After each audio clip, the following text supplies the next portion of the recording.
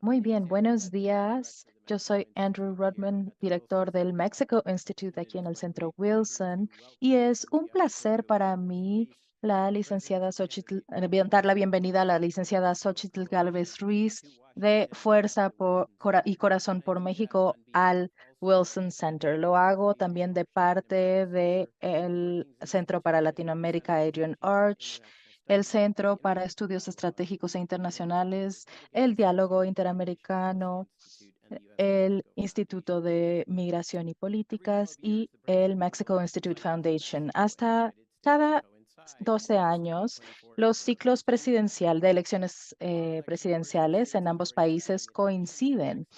Todo esto está muy llamando mucha atención y esto es evidente por la cantidad de think tanks con quienes hemos podido unirnos para este evento, así como miembros del sector privado, la academia y la sociedad civil. Las elecciones en México serán las más grandes y quizás las de mayor consecuencia en su historia democrática. Esta elección resultará en la elección de la primera presidenta de México, algo que no hemos logrado aquí en Estados Unidos. Sin embargo, esto será histórico no solo por razones de género, esto determinará el futuro de México. La siguiente presidenta tomará el poder en un momento de impunidad, violencia, cambio climático e instabilidad geopolítica, entre otras cosas, y también un momento de gran potencial para el nearshoring, para fortalecer la América del Norte, para desarrollar elementos comunes como el abordaje de pandemias, entre otras cosas.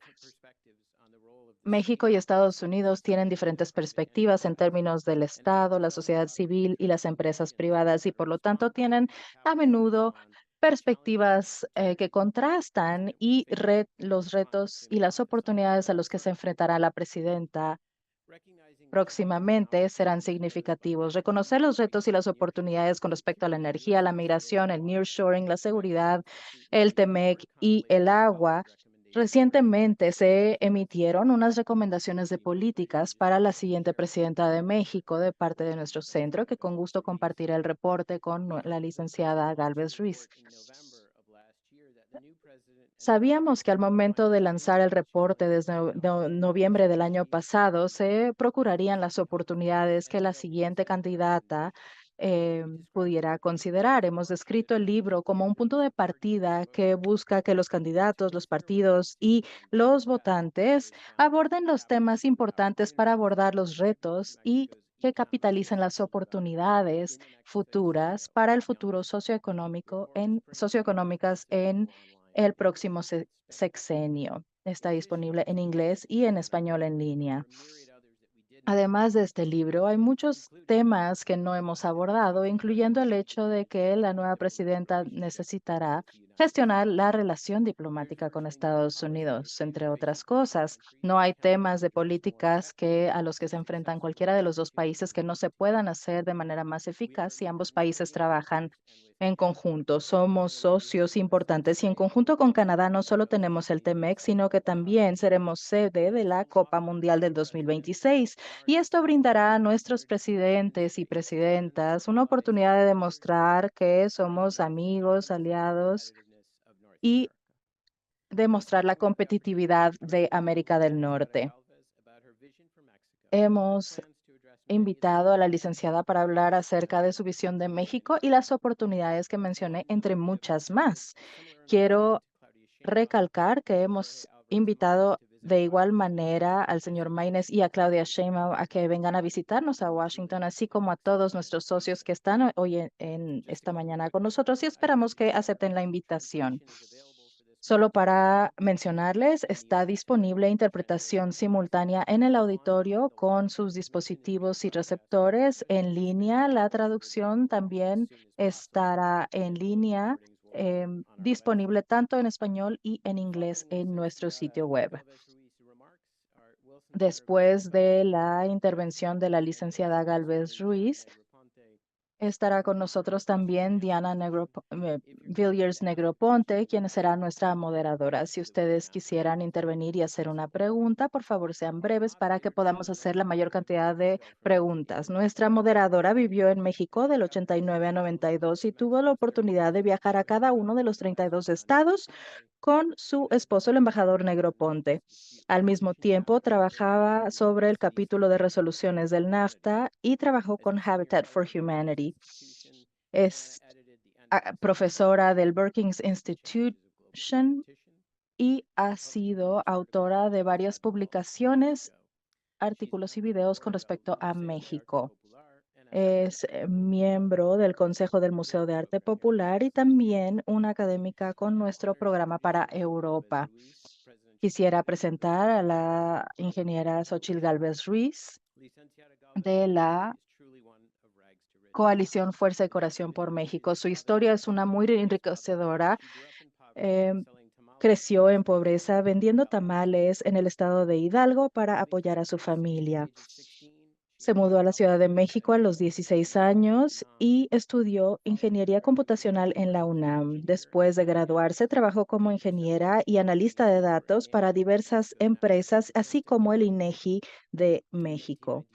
En 1992 fundó High-Tech Services, una empresa que buscaba promover iniciativas de tecnología especializándose en la creación de proyectos tecnológicos, soluciones de seguridad y telecomunicaciones, entre otras cosas. También asumió el rol de directora general de operación y mantenimiento de edificios inteligentes, una empresa que se dedica a la infraestructura inteligente.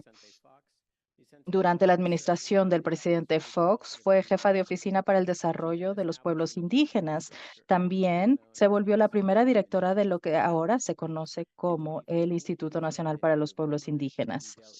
Fue directora de gobierno para el distrito de Hidalgo en la Ciudad de México y también fue senadora.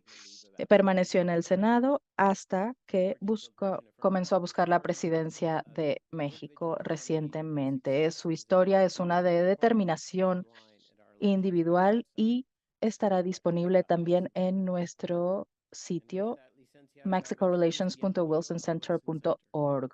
Licenciada Galvez, bienvenida al Wilson Center.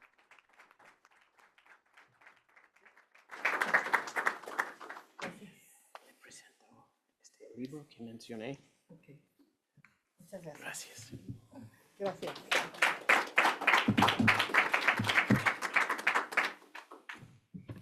Gracias.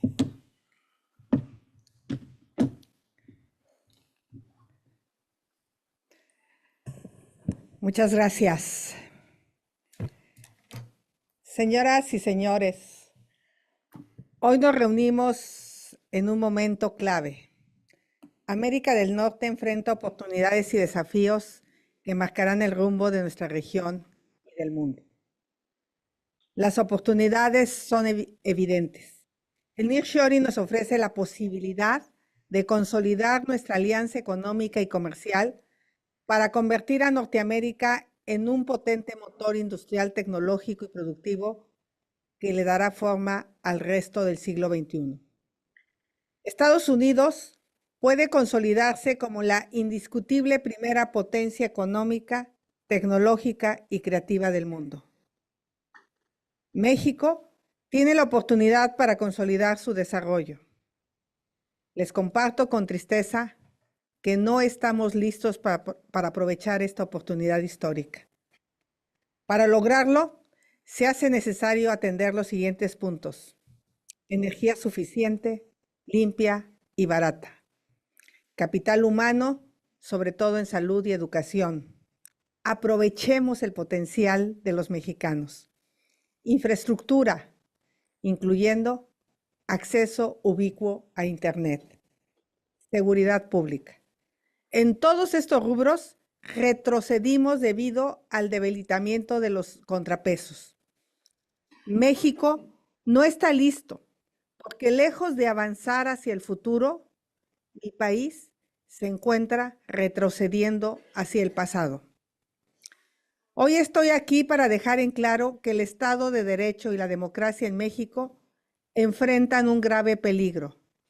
La falta de certeza jurídica merma la confianza y el progreso. En estos años, los mexicanos hemos vivido un proceso de erosión democrática. El crimen organizado y el gobierno del presidente Manuel López Obrador atentan contra la democracia. México lleva décadas enfrentando el crimen y la violencia, pero lo que vivimos hoy es algo completamente diferente. La penetración e influencia del crimen organizado en territorios y sectores de la economía no tienen precedente.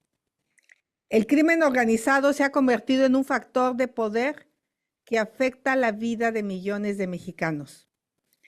Imaginen que son choferes de camión y no pueden viajar de Dallas a Detroit, porque las bandas que controlan las autopistas interestatales pueden asaltarlos y asesinarlos para robarles la mercancía y que después la mercancía robada se vende en el mercado negro con la anuencia de las autoridades. Imaginen que producen naranjas en Florida y tienen que pagar cuota mensual a las bandas criminales para poder exportarlas.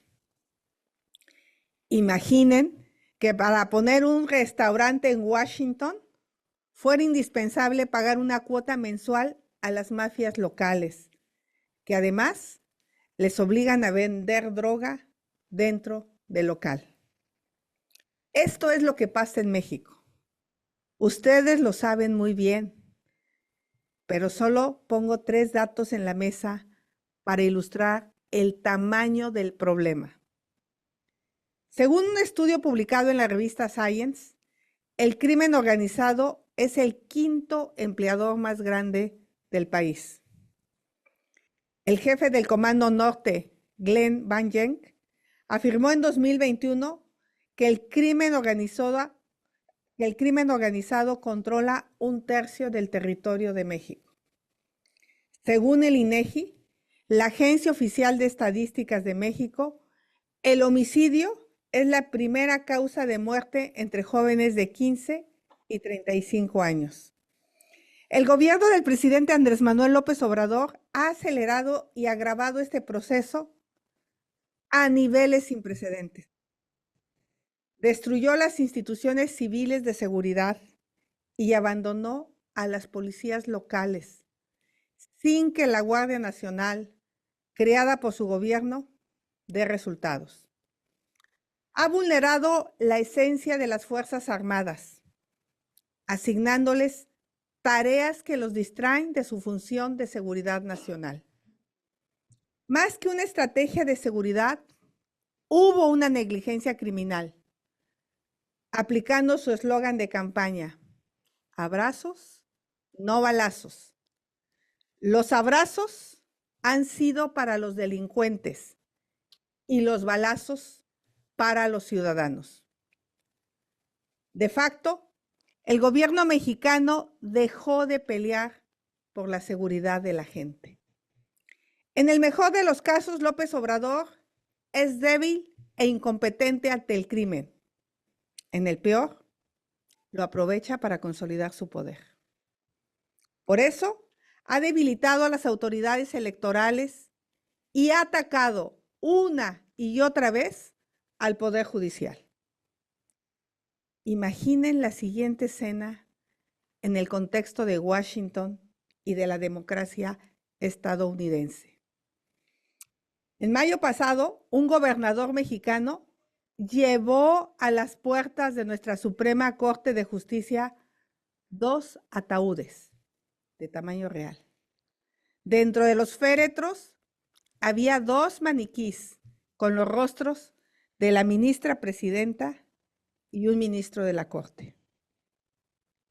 ¿Cuál fue la falta que detonó esta grotesca protesta? Los ministros ahí representados osaron declarar inconstitucional una ley introducida por el presidente y apoyada por su partido que pretendía eliminar la autonomía de las instituciones electorales. Para el presidente López Obrador, un voto adverso de un ministro de la Suprema Corte equivale a una traición. Hoy amenaza con reformar la Constitución para destituir a los ministros de la Suprema Corte. Esto sería el fin de la independencia judicial en México y del único contrapeso que sigue de pie. En sectores como la energía, se cambiaron las reglas del juego de manera ilegal, forzando a las empresas a recurrir al litigio o negociar favores políticos, en un perfecto ejemplo de capitalismo de cuates. López Obrador también ha atacado, amenazado y presionado como ningún otro presidente lo había hecho a los periodistas y medios de comunicación. Hoy, México vive un proceso electoral con los dados completamente cargados a favor de la candidata del presidente. Ella cuenta con los recursos y programas del gobierno para intentar comprar el voto de los mexicanos más pobres. A pesar de sus promesas, este gobierno ha fomentado el capitalismo de cuates. Los dos proyectos insignias de este gobierno han costado 3 veces más de lo presupuestado debido a la corrupción. En investigaciones periodísticas recientes se ha mostrado que los hijos del presidente se han beneficiado del tráfico de influencias. La corrupción es escandalosa, incluso para los estándares mexicanos. Amigos, sé que describo esta situación cuando ustedes también enfrentan un momento complejo.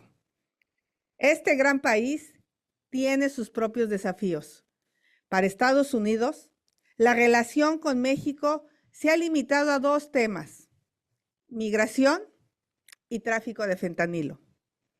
Una agenda tan limitada es un enorme déficit de imaginación y de ambición. Recordando la memoria del gran académico Robert Pastor, debo decir que nuestra relación es mucho más diversa, rica y positiva. El potencial es enorme. Sin embargo, tengo que decirles con toda claridad, la continuidad de Morena en el poder es garantía de que ni la migración, ni el fentanilo, ningún otro problema bilateral encontrarán solución de largo plazo.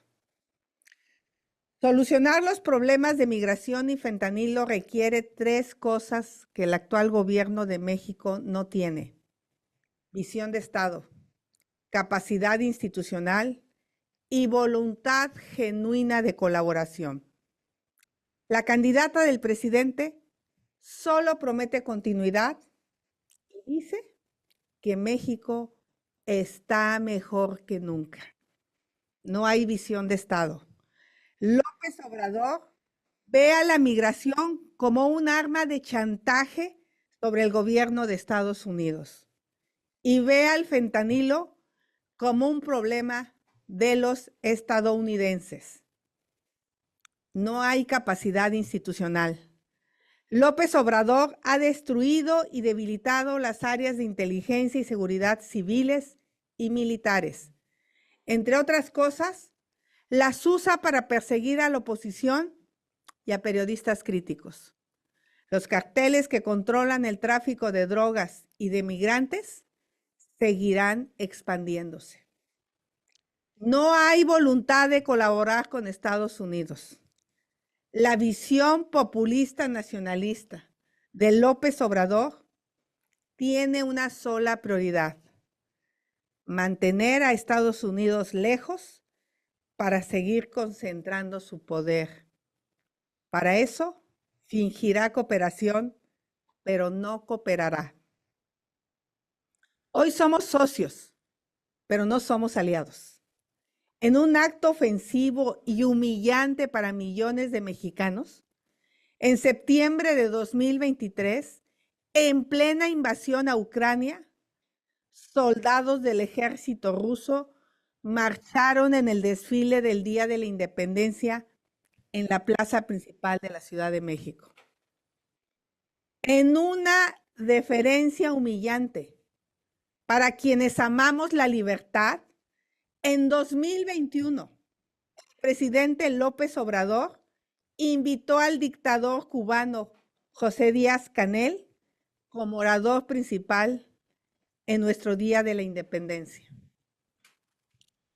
Está en el interés de millones de mexicanos que Estados Unidos sea un socio y aliado geopolítico de México. A los amigos se les tiene que decir verdades incómodas. Durante muchas décadas, la mayoría de los mexicanos percibían a la fortaleza de Estados Unidos como el mayor riesgo a nuestra soberanía como nación independiente. Hoy, la mayor amenaza a la soberanía y la gobernabilidad en México es el poderío e influencia del crimen organizado. Hace unos años, las bandas criminales se movían por caminos pequeños y brechas de terracería. Hoy, controlan las carreteras más importantes del país que representan la espina dorsal para el traslado de mercancías en América del Norte. Este domingo se celebra el Super Bowl. Tienen que tener conciencia que cada plato de guacamole que se hizo con aguacates de Michoacán, muy probablemente tuvo que pagar una cuota por la extorsión de los delincuentes. Ante este escenario, yo planteo 4 cosas. Una, visión de Estado. La migración y el fentanilo son un problema compartido. Los problemas compartidos no pueden tener soluciones aisladas o unilaterales. 2, capacidad institucional. Del lado mexicano, es indispensable reconstruir instituciones para lidiar con los desafíos actuales. 3, voluntad genuina de reconstruir la confianza con una agenda bilateral amplia y diversa, que ayude a resolver nuestro problema como socios y aliados, sin dobles discursos ni intenciones de chantaje. 4, para encontrar soluciones a nuestros problemas, necesitamos pensar fuera de la caja. Compartimos el mismo destino. Enfrentamos nuevas amenazas a la soberanía de nuestras naciones, retos de salud pública y desafíos de seguridad. El destino de millones de familias nos obliga a actuar con valentía y responsabilidad para concebir, negociar y ejecutar acuerdos más profundos que fortalezcan la seguridad regional. La ley electoral me impide hacer propuestas específicas de política pública, pero sí me permiten escuchar el sentir de los mexicanos que viven en ambos lados de la frontera. Expertos me han planteado la necesidad de crear una agencia de aduanas para América del Norte con personal binacional, altamente capacitado, certificados por ambos países, que tengan el doble mandato de frenar la importación de precursores de fentanilo desde Asia y detener el contrabando de armas de fuego de Estados Unidos hacia México. En la lucha contra el cambio climático y la protección de los bosques, los jóvenes ambientalistas me han propuesto la idea de crear una agencia norteamericana contra emergencias climáticas. México lleva 3 sexenios buscando una política de seguridad pública que nos ayude a recuperar la paz y la tranquilidad de la gente. Estamos hartos de la violencia y de vivir con miedo. Hace unos días, un amigo estadounidense, por cierto, de aquí de Washington, me compartió el dolor de que sus hijos universitarios han asistido a 5 funerales de amigos y compañeros, quienes han fallecido por sobredosis. Como les dije antes, en México, el homicidio es la principal causa de muerte en jóvenes de 15 a 34 años. Estas muertes de jóvenes mexicanos y estadounidenses generan un dolor real, un terror palpable en la vida de nuestras comunidades. No podemos enfrentar desafíos inéditos con respuestas e instituciones convencionales. Salvar las vidas inocentes de nuestros compatriotas, devolverle la tranquilidad a las familias, es la mejor manera de defender nuestras soberanías. No podemos quedarnos con una visión del siglo XIX de la soberanía nacional para entender los desafíos y amenazas del siglo XXI. Que la confianza mutua y el respeto entre ambas naciones nos permitan concebir diseños institucionales y esquemas de cooperación que demandan las circunstancias. Finalizo mi intervención ofreciendo 2 escenarios para el futuro de México y Estados Unidos. En uno, México recupera el rumbo democrático y consolida el Estado de Derecho. Enfrenta al crimen organizado y recupera el control de su territorio. Reduce la violencia, elimina la extorsión y garantiza certidumbre jurídica para la actividad económica. México y Estados Unidos construyen una relación capaz de contribuir no solo a la prosperidad, sino también a la seguridad y estabilidad democrática de América del Norte. En el otro, la erosión democrática de México avanza. El crimen organizado crece y los militares se vuelven factor de poder político, pero son incapaces de brindar seguridad. Los mexicanos sufren la inseguridad, la extorsión y la violencia. Esto limita el crecimiento nacional y frena el desarrollo de regiones enteras. México sigue siendo un socio, pero no un aliado geopolítico de Estados Unidos. El gobierno populista de México coquetea con Rusia y China, amenazando con construir nuevas alianzas. En la elección presidencial y legislativa del 2 de junio, no solo está en juego quién gobernará México los próximos 6 años. Está en juego el orden constitucional y 2 visiones completamente distintas de futuro. La elección es sin duda un asunto que solo compete al pueblo de México, pero en las circunstancias actuales es indispensable que las fuerzas democráticas de todo el mundo observen nuestro proceso electoral. Por ello, yo les pido que estén muy atentos y nos acompañen en este difícil periodo hasta la elección de junio. Les pido que sigan de cerca lo que pasa en México y apoyen a las organizaciones de la sociedad civil e instituciones democráticas. No dejen a la democracia mexicana fuera de la agenda bilateral. No piensen ni por un instante que los intereses de Estados Unidos en migración, seguridad, comercio o en cualquier otro tema avanzarán con el regreso del autoritarismo a México. No dejen que el intento de terminar con la joven democracia mexicana caiga sin aliados ni testigos. Como ha dicho el presidente Joe Biden, y cito, ante los persistentes y alarmantes embates contra la democracia y los derechos humanos universales, La democracia necesita defensores comprometidos en todo el mundo. Presidente Biden, you have to walk the talk. Que sus acciones respalden sus palabras.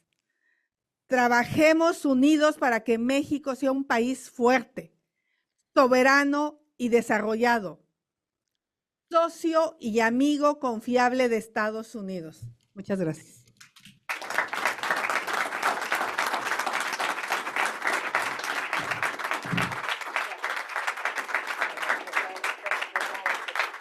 Prepárese.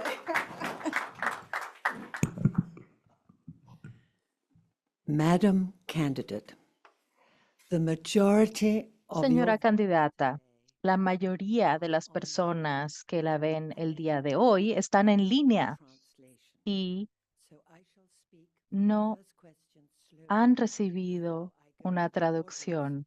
Así que quisiera identificar a personas que van a preguntarle acerca de sus planes en el futuro. Pero primero, usted es un misterio. Usted es una mujer de orígenes indígenas y de escasos recursos y se viste como mujer de negocios. Muéstrenos su blusa hermosa de México.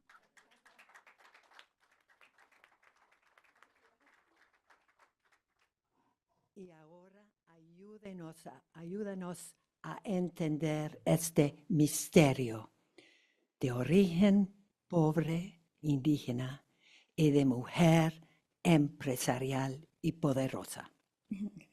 Gracias. Muchas gracias a todas y a todos. Quiero agradecer.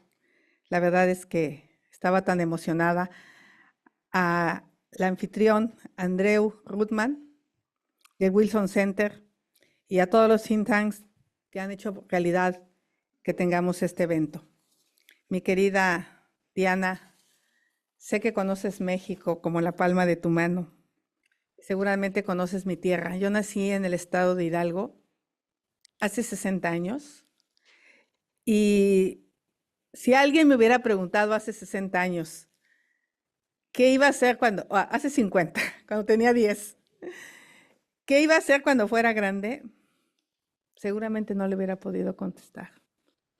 Yo no sabía ni siquiera si iba a poder estudiar la escuela secundaria, mucho menos la preparatoria. Pensar ir a la universidad era algo imposible. Las mujeres en mi pueblo no estudiaban. Las mujeres en mi pueblo vivían violencia y pobreza como mi madre. Nunca me imaginé ni siquiera ser alcaldesa de una de las zonas más importantes de la ciudad, o ser empresaria o ser ingeniera. Yo lo único que quería cuando vivía en Hidalgo era sacar a mi madre de la pobreza y de la violencia. Ese era mi sueño. Y me fui a la Ciudad de México cuando tenía 17 años. Todo el mundo me dijo que no iba a poder, que no lo iba a lograr, como hoy me lo dicen, por cierto. Y trabajaba de telefonista, ganaba $125 al mes, la pasaba muy mal. Muchas deficiencias académicas en matemáticas, en física, en química.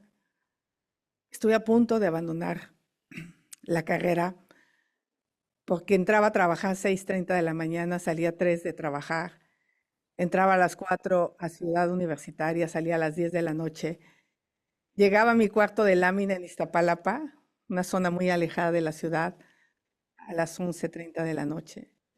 Empezaba a hacer las series de matemáticas, me daban las 3 de la mañana. Y a los 2 meses yo quería ya, tuve un intento de violación. Estuve a punto de regresar a mi pueblo, pero esa fuerza de pensar que entonces no sacaría a mi madre de la pobreza me hizo quedarme en la ciudad. Tuve apoyo de un par de compañeros que me regularizaron en matemáticas, en programación, Logré una beca en la Facultad de Ingeniería que me permitió aprender a programar y eso hizo que pudiera conseguir un trabajo donde me empezaron a pagar $2,500. Eso cambió mi vida, la educación. Y de ahí para adelante me comí el mundo. Me lo comí a pedazos. Me volví una de las mejores ingenieras, una de las mejores empresarias. Puse una fundación para ayudar a niños indígenas que sufrían desnutrición. Llegué al gabinete presidencial. Hice un trabajo importante, sin precedentes, a favor de los pueblos indígenas en México.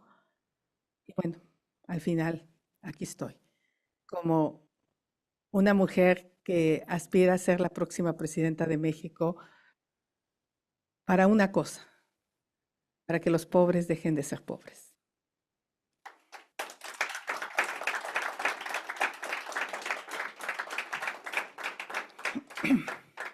Thank you, Madam Candidate. I'm going to ask Andrew Seeley. Muchas gracias, candidata. Le voy a pedir a Andrew Sin, presidente del Instituto de Migración y Políticas y un gran amigo de México desde hace mucho tiempo. Sus hijas, de hecho, son mitad mexicanas gracias a su mamá. Él tendrá el honor de hacer la primera pregunta. Can someone bring Andrew the microphone? ¿Alguien pudiera prestarle un micrófono, por favor? Muchas gracias, senadora. Es un gusto verla aquí en Washington y su historia es impresionante. Yo quería preguntarle sobre la migración, sobre el tema de qué quiere México de la migración. Yo sé que muchas veces la migración es un tema que es moneda a cambio con Estados Unidos, pero ¿qué quieren los mexicanos tanto de la relación con los connacionales que viven en los Estados Unidos, muchos de los cuales buscan ver cuál es la relación con el Estado mexicano? ¿Qué quiere México con los migrantes de Centroamérica y Venezuela y otros lados que se quedan a vivir en México, en un país donde ya hay mercado laboral? Y también en regular la migración y la parte del tránsito, ¿no? Obviamente la frontera con Estados Unidos es parte de eso, pero el tema de migración ya es muy complejo en México, pero ¿cuál es la visión de usted frente a él? Muchas gracias. Muchas gracias. Yo de entrada voy a decir algo que puede ser un poco incómodo para ustedes, pero yo veo a los migrantes o a los mexicanos que residen en el exterior como el Estado 33, porque nos envían 66,000 millones de dólares de remesas al año. Es una locura. Es una locura el amor que le tienen a sus familias en México. Y por lo tanto, creo que nosotros debemos verlos a ellos con el mismo amor que ellos ven a las familias mexicanas. Yo no veo a la migración como un problema. Yo la veo como una gran oportunidad, tanto para Estados Unidos como para México. Hoy en México la migración también empieza a ser mal vista como aquí. Quizás es el peor momento para hablar de migración aquí en Estados Unidos. Hay un gran enojo contra los migrantes, pero yo creo que sería muy importante revalorar lo que hacen los migrantes por Estados Unidos. Hacen ese trabajo que nadie quiere hacer, ayudan a generar riqueza. La comunidad hispana es muy poderosa económicamente, gasta bien. Creo que tendríamos que empezar por decir todo lo que aportan los migrantes. Es un poco como los pueblos indígenas en México, están discriminados, porque no se entendía que es a donde están las reservas de agua, es a donde sale la riqueza forestal, la riqueza en oro y plata. Y pasa lo mismo con los migrantes. Estados Unidos no ha valorado todo lo que los migrantes le aportan. Ahora que estuve en la central de abasto de Nueva York y platiqué con tantos migrantes, o tantos mexicanos que residen aquí en Estados Unidos, muchos tienen 20 años trabajando en ese lugar y no tienen documentos. Entonces creo que podríamos empezar a separar el problema. ¿Quiénes tienen un trabajo? ¿Quiénes producen? ¿Quiénes le aportan? Yo creo que Estados Unidos podría estudiar la posibilidad de documentarlos. Si yo tuviera que negociar en este momento con Trump o con Biden, yo no aceptaría ser país tercer seguro si a cambio no hubiera un mejor trato en materia de documentación a los migrantes que ya están aquí. Ok, vamos a asumir un tema nosotros los mexicanos. ¿Cuál es tu responsabilidad con los que se quedan allá? Entonces, de entrada, yo no hubiera aceptado lo que aceptó el presidente Andrés Manuel López Obrador, porque además los migrantes que esperan su forma migratoria o su visa humanitaria en México están en condiciones de violación a sus derechos humanos. Están en parques, están en calles. Fallecieron 40 en un centro de detención en México. Eso es lamentable. Tendremos que hablar de la frontera sur de México, porque en la frontera sur se han instalado bandas de traficantes de personas, bandas bien constituidas, que seguramente tienen contactos acá, porque están cobrando $12,000 por cada paso de una persona indocumentada. Y viendo la oportunidad para México, si México crece con el nearshoring, nos va a faltar mano de obra. Y yo vería cómo capacitar a estos migrantes haitianos, venezolanos, cubanos, que no van a poder entrar a Estados Unidos, pero que sí pueden apoyar al crecimiento económico de México. México tiene escasez de mano de obra ya. Tenemos zonas completas del país en el campo y en la industria donde no tenemos mano de obra. Entonces, yo más bien creo cómo vemos las oportunidades donde hoy hay problemas. We have in our audience 3 high-level Mexican. Tenemos aquí a 3 diplomáticos de alto nivel de México. No voy a pedirles a los 3 que participen, pero sí quisiera pedir a la embajadora Roberta Layuz, embajadora de México en Bolivia, Cuba, España, que haga su pregunta. Muchas gracias. Es una gran oportunidad escuchar tu punto de vista, Xóchitl, sobre las relaciones México-Estados Unidos. Estamos, como bien lo dijiste, en un punto de inflexión en donde las relaciones pueden deteriorarse por el conflicto que estamos viendo ahorita en la frontera sur o pueden definitivamente mejorar. ¿Cómo esperarías tú que mejorara la calidad del trato bilateral entre México y Estados Unidos? Muchas gracias, Roberta. Qué gusto volverte a ver. Roberta y yo nos conocemos hace muchos años. Primero, yo quisiera decir claramente que en materia geopolítica yo tengo 2 brújulas. Tengo una brújula que tiene que ver con mis valores. Mis valores son no relacionarme con gobiernos autoritarios y pleno respeto a los derechos humanos. Y mi otra brújula es la realidad. Soy ingeniera y yo sé leer un mapa. Y me queda claro que tenemos una frontera de 3,200 kilómetros con Estados Unidos, 43 cruces fronterizos. El 80% del comercio lo hacemos con Estados Unidos y más del 80% de los turistas que visitan México vienen de Norteamérica. Y eso nos lleva a entender la realidad. Tenemos que ponernos de acuerdo. Tenemos que ponernos a trabajar juntos.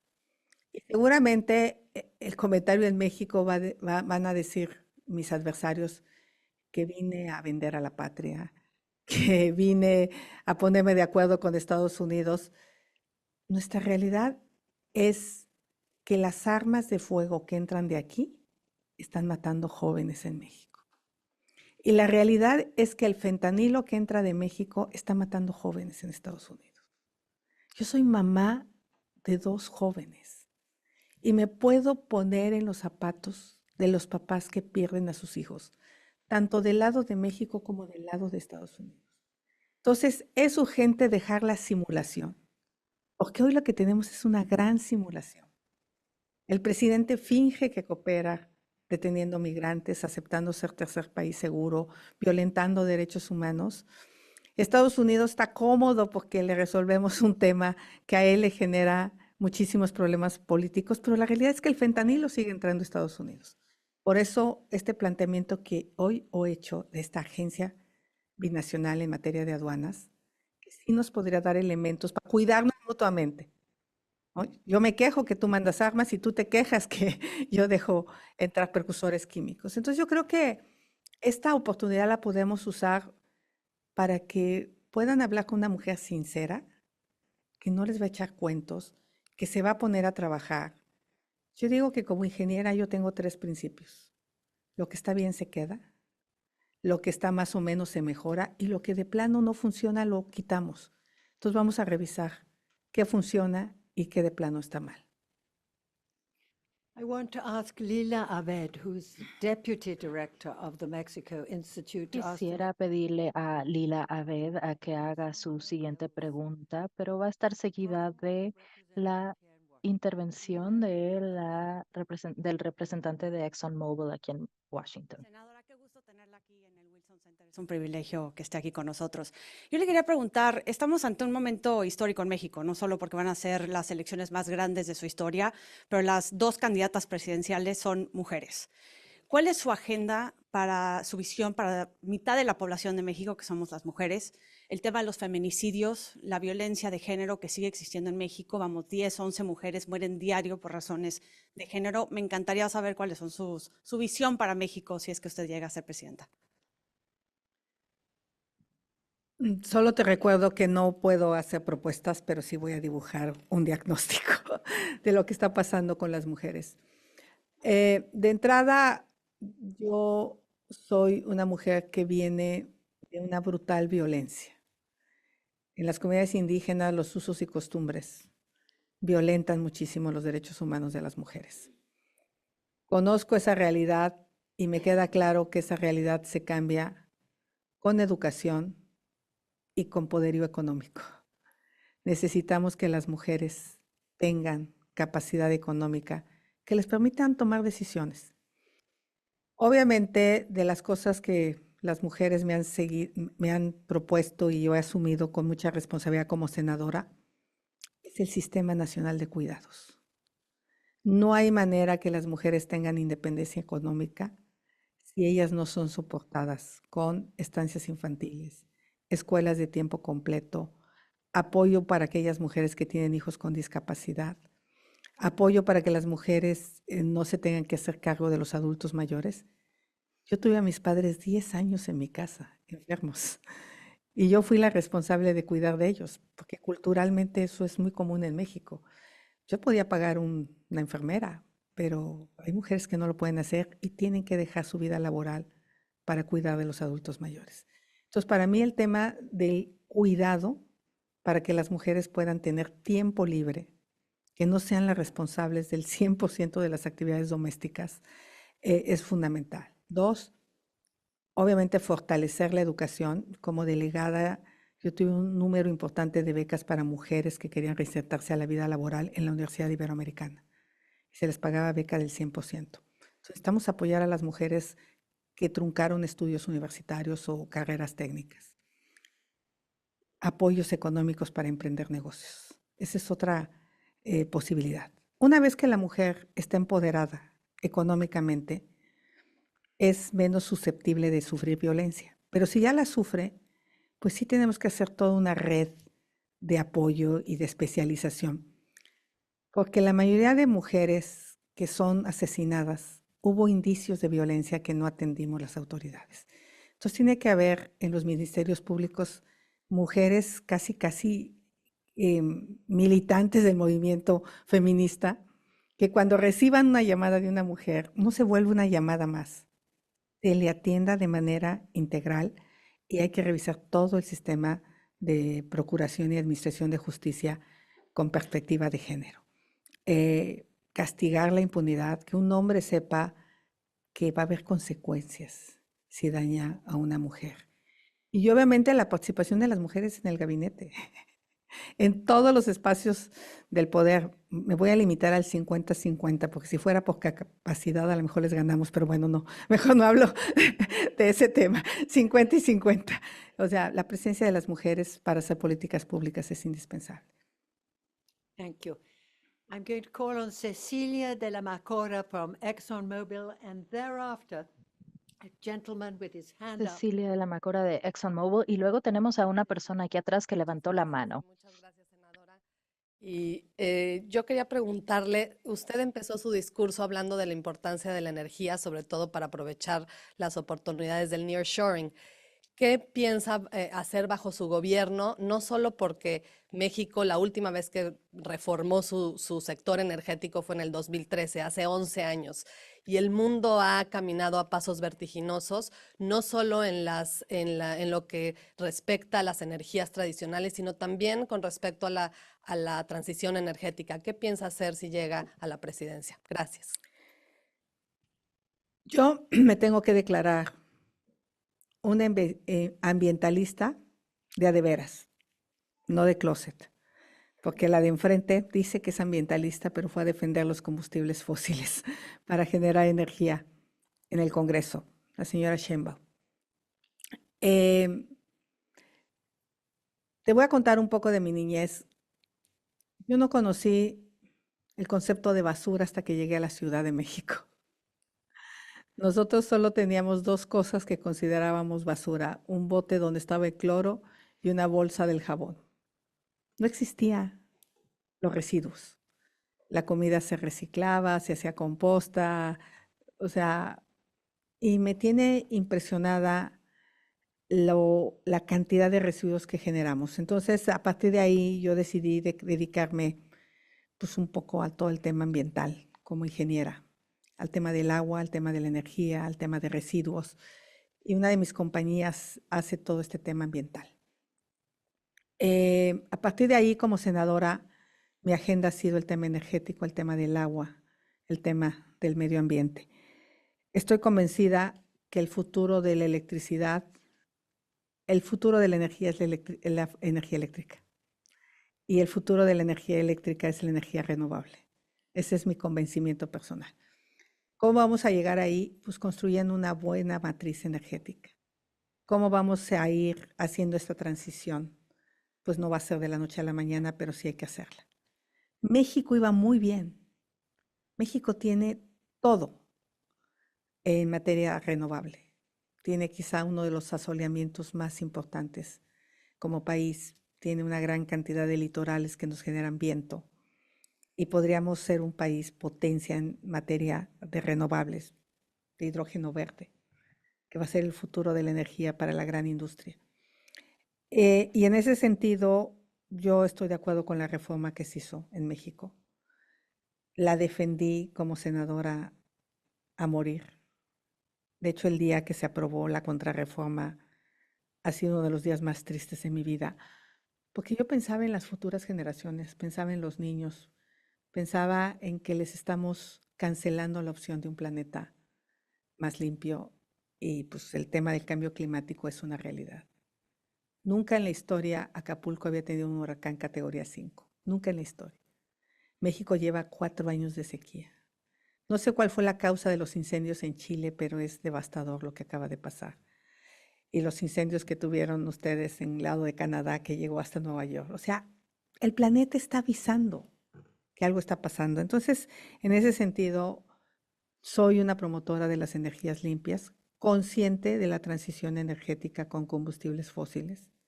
Me parece que el petróleo es tan valioso que es una estupidez quemarlo para generar energía.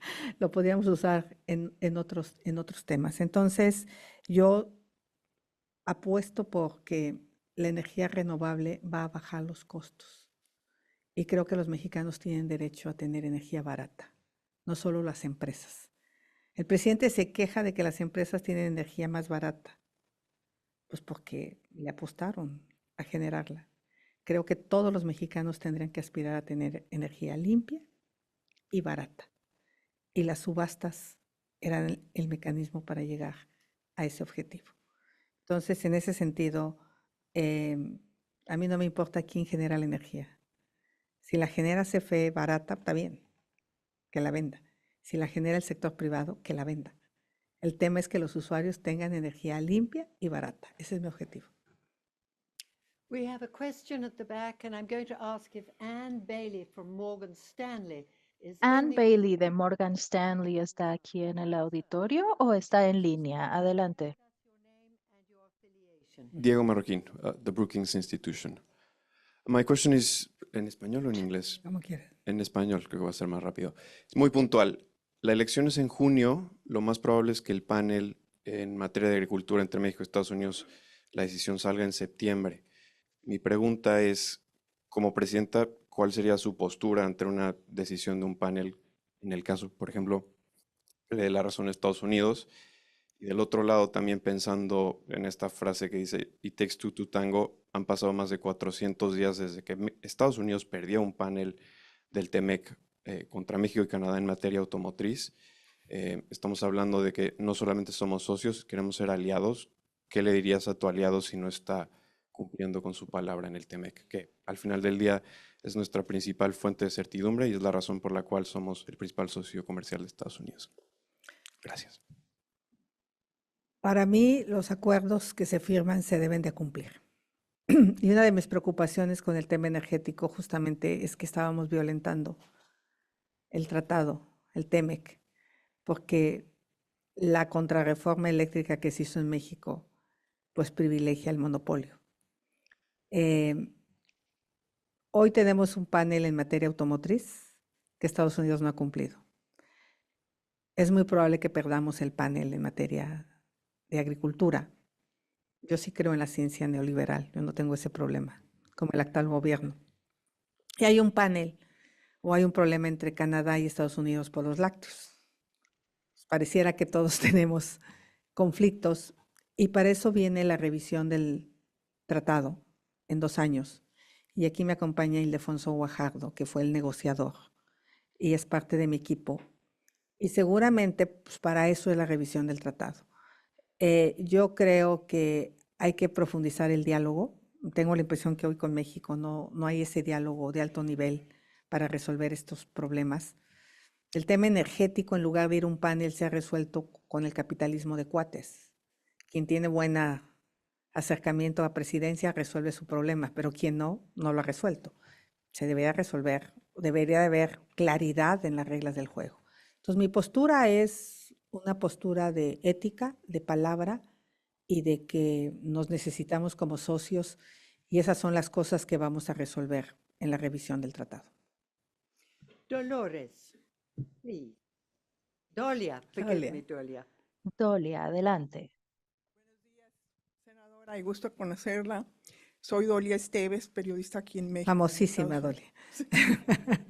Yo quería hacerle una pregunta bastante breve. Usted mencionó que no exhortó más bien a Estados Unidos, a los presentes y a los que lo escuchan seguramente en el gobierno de Estados Unidos, que no dejen afuera la democracia mexicana de la agenda bilateral. ¿Puede elaborar en qué consiste esa exhortación? ¿Qué espera que haga el gobierno de México en un momento en que pues, existe la gran percepción fundamentada en hechos de que se trata de una elección de Estado, cuando menos es lo que se intenta, que el INE ya no es la institución tan fuerte, independiente y autónoma que había antes? Entonces, ¿qué puede hacer Estados Unidos? La política obviamente de Estados Unidos... Dolia, it was a quick question.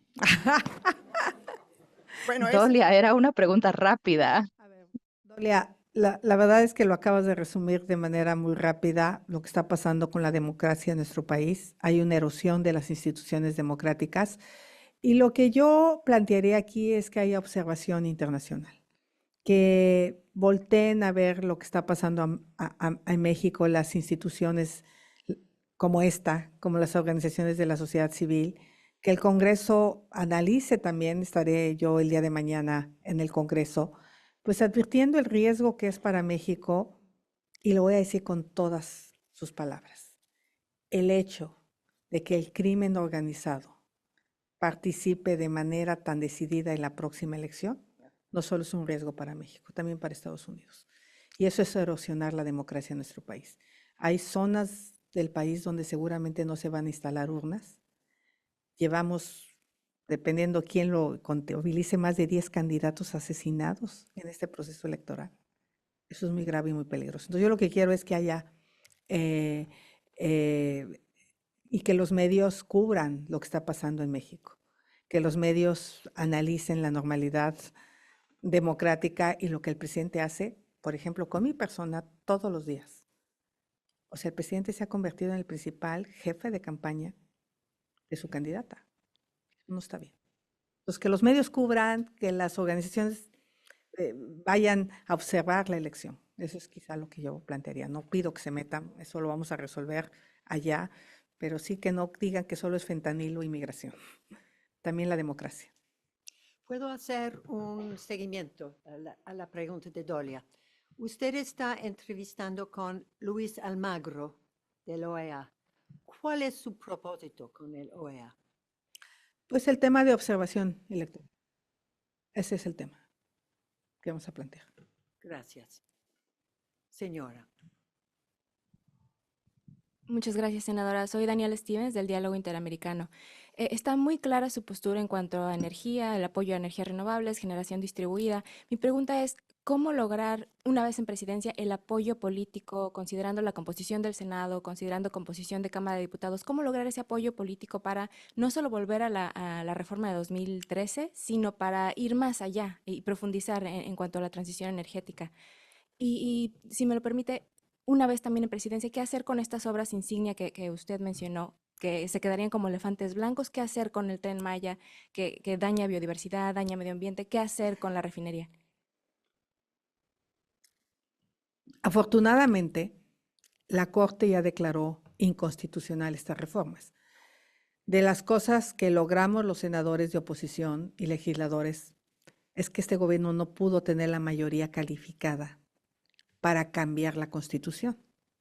Entonces, la ley que hizo es inconstitucional. ¿Qué quiere decir? Que queda en los términos que estaba originalmente la de 2013. Y eso lo que permite son las subastas de energía, por lo cual el gobierno puede comprar energía barata. Eso lo que permite es el despacho en primer término de la energía más limpia y más barata, que eso se había cambiado, y se estaba privilegiando el despacho de la energía fósil, que era 3 veces más cara que la limpia.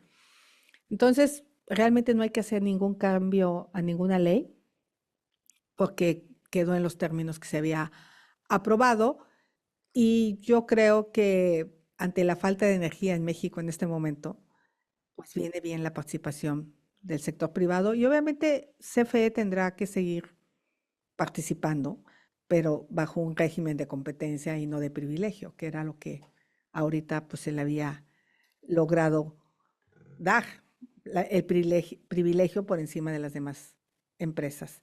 Y la otra pregunta era sobre el Tren Maya. La verdad es que no soy fan del Tren Maya. Me duele muchísimo lo que pasó con las cavernas, con los cenotes. Quizá la parte más clara era el tramo que va hacia Progreso, Yucatán, Campeche, transísmico, pero el tramo 5 me parece un error. Ya está, ya se gastó. Habría que revisar el impacto ambiental. Habría que hacer un estudio de impacto ambiental que no se hizo y ver qué correcciones tendríamos que hacer, pero lo que tenemos que hacer es que funcione, porque ya está hecho, ya está dañado, ya se gastó el dinero.